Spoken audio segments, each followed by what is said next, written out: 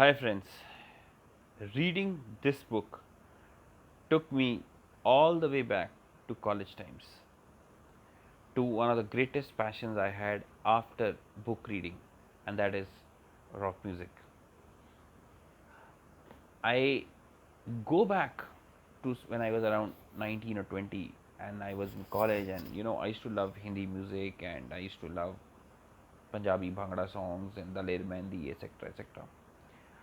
And one fine day, and the person living in a room next to us walked in and said, "Guys, can you please ever play something else?" And we said, "What do you mean by something else?" And he said, "Have you ever tried rock?" And we said, "Yeah, I really don't understand this kind of music." And we had the same concepts that most Indians have, or a lot of people have, that rock music is all noise and drums and da da da. And he gifted us a CD of Pink Floyd, The Wall, and we listened to it once, twice, and then suddenly it started growing, and it became into such a major addiction that, well, we could not stop for 2 days altogether. We just could not get out of our rooms. We could not stop not listening to it, and then we wanted more and more. The Doors, Nirvana, Metallica, Black Sabbath, Iron Maiden, Deep Purple, name it. I mean, from there, of course, our journey went into country music, and then blues and jazz and all sorts of music. I mean, after a certain point of time, you even outgrow rock, perhaps. Though I don't think you can ever outgrow Pink Floyd or Guns N' Roses or Dire Straits or even Nirvana. But it remains a part of you. It is something to be experienced. So I love the music, but it's when I got hold of this book on the life of, as you know, the lead singer of Nirvana, which is Kurt Cobain. And incidentally, I also watched a movie, not a book, on a very similar parallel lifestyle. It's a movie called The Doors, which is on the life of Jim Morrison. And both were very similar lives. And both talk about the mental anguish of becoming a rock star. Kurt Cobain, in particular, was extremely tragic. You see, you love the music, you are mesmerized by the man, and then you hear, you understand the anguish that goes into it. That forever, for me, made me understand, for all celebrities of this kind, what happens to them. So when something happens to Britney Spears, or all of these, even current crop of singers, I do understand. And no book that I have found captures it so well like this one on Kurt Cobain. Kurt Cobain embodies what happens.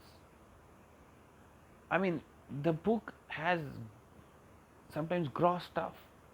I mean, they were living in a basement, binging on music. People were having sex. Some people were shitting right there, and it was gross.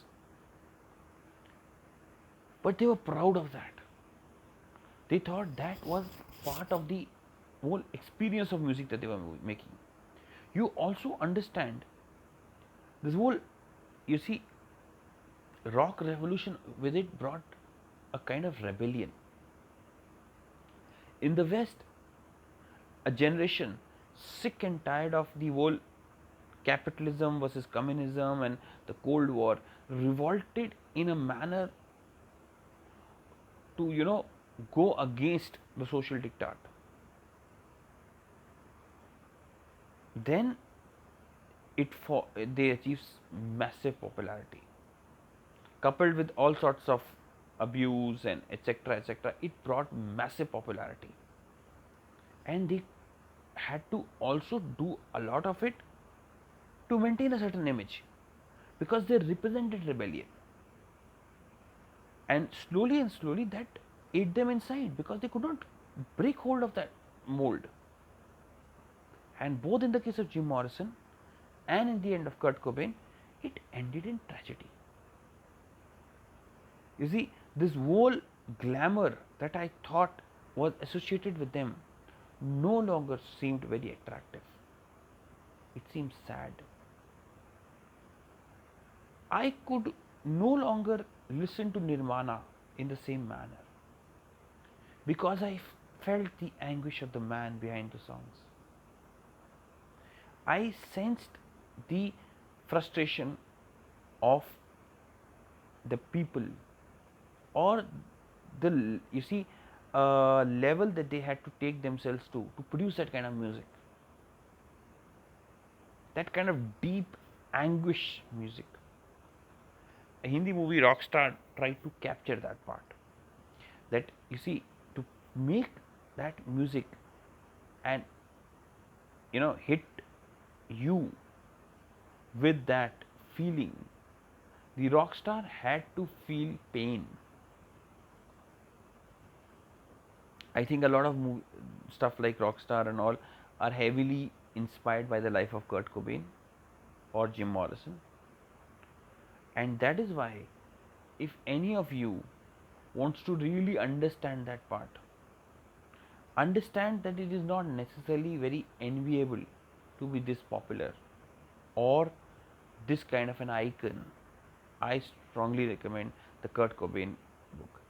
When I flipped pages back, it took me all the way back to the entire rock journey that I had, because I am sure many of us in our younger days have been inspired by rock music.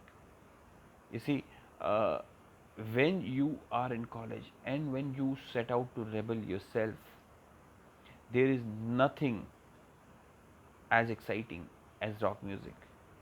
Once you understand it, experience it, you know it's not noise. It is not noise. It is music that represents anguish. It's music that represents frustration. It's music that tells the world that the younger generation is not happy with societal norms. That music cannot be soft, that has to be loud.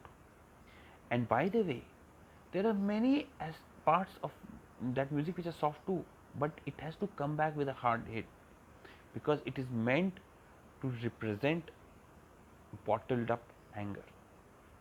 Just like love has a certain channel, just like what do you call, bhakti has a certain channel, anguish too has a certain channel. The story that I today talked about was how that anguish consumed the man who brought anguish to the fore. It's a story of anger and frustration and failure and success, making it seem even more so. Read it if you enjoy this kind of stories. Thank you.